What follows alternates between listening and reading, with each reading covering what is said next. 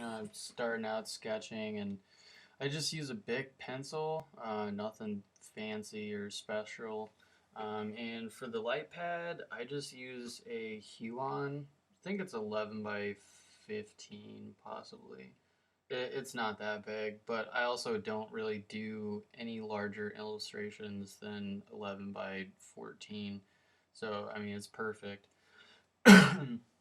And I scan a sketch, I print it.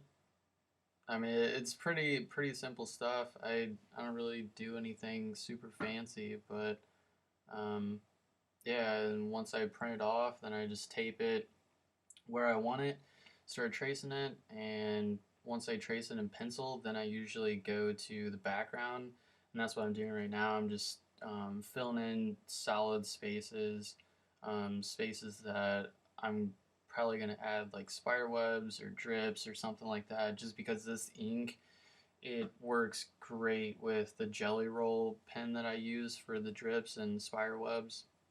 It actually leaves kind of like a hard surface. Unlike, the Microns, they don't.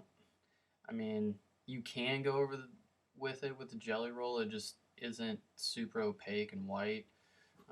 So that's why I use the acrylic ink, and that is I use this Dollar Rally. It's just a water-based acrylic ink, and then uh, just a regular brush is fine. I mean, just depends on how much ink you want on the brush at a time. I just use like a 2 or 3 inch round brush. And the microns, I switch constantly from, uh, I don't know, 0.05 to 0.50. It just depends on, what kind of effect I'm going for, what kind of texture. And this pen I constantly get asked about, and it's just a Pentel brush pen. And I don't really know of any places that carry them personally. I live in the Midwest, so we don't really get a whole lot of cool stuff for art supplies. I have to order from Japan, and it takes a really long time to get here. So make sure you bulk up or order them before you run out, because it takes a long time to get them in.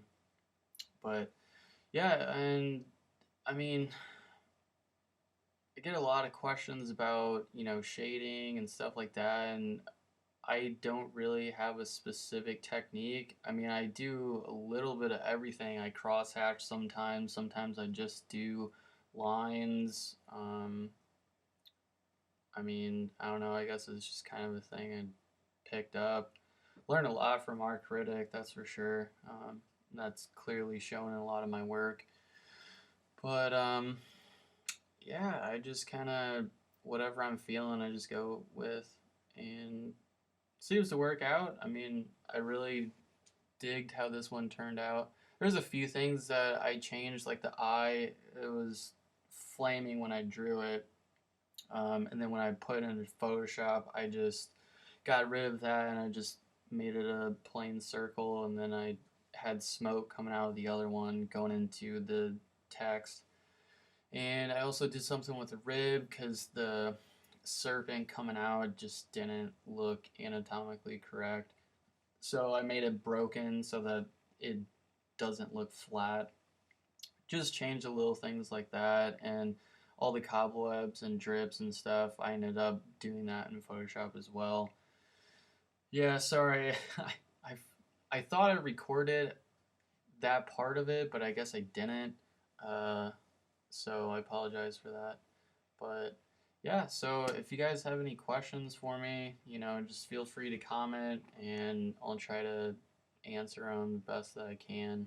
So hope you guys enjoyed it. Hope you guys are enjoying this and don't find my voice super annoying. I hope it's helpful.